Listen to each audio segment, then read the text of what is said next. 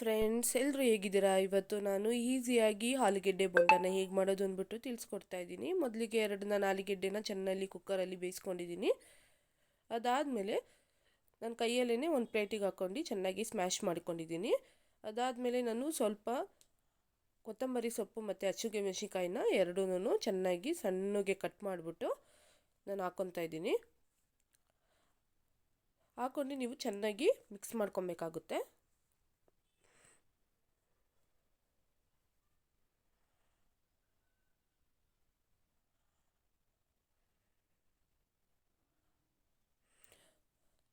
Mix ಮಾಡ್ಕೊಂಡಿದ್ದಾದಮೇಲೆ ನಾನು ರುಚಿಗೆ ತಕ್ಕಷ್ಟು ಉಪ್ಪನ್ನ ಆ್ಯಡ್ ಮಾಡ್ಕೊತಾ ಇದ್ದೀನಿ.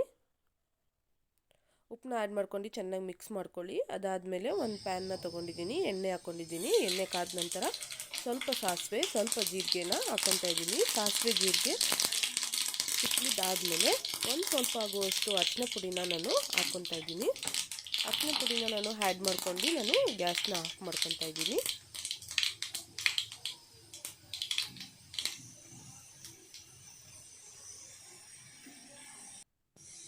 ಒಗ್ಗರಣೆ ರೆಡಿಯಾಗಿದೆ. ಇವಾಗ ನಾನು ಮೊದಲೇ ಮಿಕ್ಸ್ ಮಾಡ್ಕೊಂಡಿರೋಂಥ ಪಲ್ಯಕ್ಕೆ ಹಾಕ್ಕೊತಾ ಇದ್ದೀನಿ.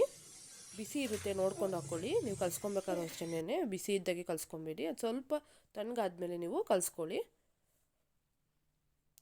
ನೀಟಾಗೆಲ್ಲ ಫುಲ್ಲು ಮಿಕ್ಸ್ ಮಾಡ್ಕೊಬೇಕಾಗುತ್ತೆ ನೀವು.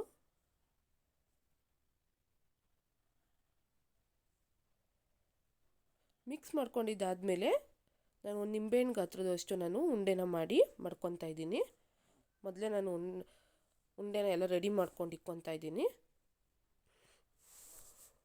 ತುಂಬ ಚೆನ್ನಾಗಿರುತ್ತೆ ಫ್ರೆಂಡ್ಸ್, ಒಮ್ಮೆ ನೀವು ಟ್ರೈ ಮಾಡಿ.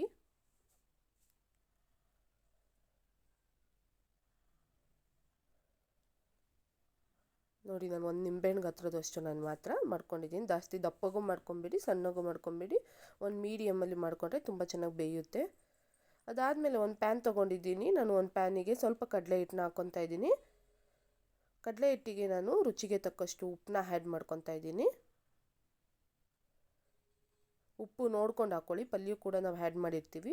ಅದಾದಮೇಲೆ ಒಂದು ಚಿಟಿಕೆ ಆಗುವಷ್ಟು ಸೋಡಾನ ಹಾಕ್ಕೊತಾ ಇದ್ದೀನಿ. ಅದಾದಮೇಲೆ ನಾನು ಸ್ವಲ್ಪ ಖಾರ ಪುಡಿನ ಹಾಕ್ಕೊತಾ ಇದ್ದೀನಿ. ಖಾರ ನೋಡ್ಕೊಂಡು ಹಾಕ್ಕೊಳ್ಳಿ, ಜಾಸ್ತಿ ಬೇಕು ಅಂದರೆ ಜಾಸ್ತಿ ಕೂಡ ನೀವು ಯೂಸ್ ಮಾಡ್ಬೋದಾಗುತ್ತೆ. ನಾನು ಸ್ವಲ್ಪನೇ ಹಾಕ್ಕೊತಾ ಇದ್ದೀನಿ ಖಾರನ. ಅದಾದಮೇಲೆ ನಾನು ಇದಕ್ಕೆ 1 ಸ್ಪೂನ್ ಆಗುವಷ್ಟು ಸಕ್ಕರೆನ ಆ್ಯಡ್ ಮಾಡ್ಕೊತಾ ಇದ್ದೀನಿ. ನೀವು ಸಕ್ಕರೆ ಆ್ಯಡ್ ಮಾಡೋದ್ರಿಂದ ಬೋಂಡ ತುಂಬ ಗರಿಯಾಗಿ ಬರುತ್ತೆ, ತುಂಬ ಚೆನ್ನಾಗಿರುತ್ತೆ. ನೀವು ಈ ಟ್ರಿಕ್ನ ನೀವು ಫಾಲೋ ಮಾಡಿ.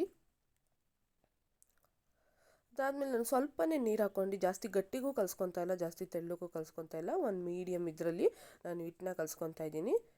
ನೋಡಿ ಫ್ರೆಂಡ್ಸ್, ಹಿಟ್ಟು ಗಟ್ಟಿಗೂ ಇಲ್ಲ, ಜಾಸ್ತಿ ತೆಳ್ಳಗೂ ಇಲ್ಲ, ಒಂದು ಮೀಡಿಯಮ್ ಇದರಲ್ಲಿ ಕಲಿಸ್ಕೊಂಡಿದ್ದೀನಿ. ಅದಾದಮೇಲೆ ನಾನು ಮೊದಲೇ ಎಣ್ಣೆನ ಕಾಯೋಕೆ ಇಟ್ಕೊಂಡು ನಾನು ಬೋಂಡನ ಹಾಕ್ಕೊತಾ ಇದ್ದೀನಿ.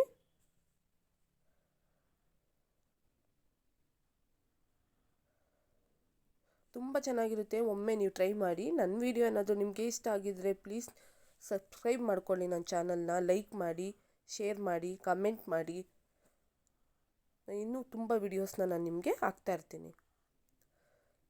ಎಣ್ಣೆ ಜಾಸ್ತಿ ಹೈ ಫ್ಲೇಮಲ್ಲಿ ಕೂಡ ಇಟ್ಕೊಬೇಡಿ, ಬೋಂಡ ಸೀದೋಗ್ಬಿಡುತ್ತೆ.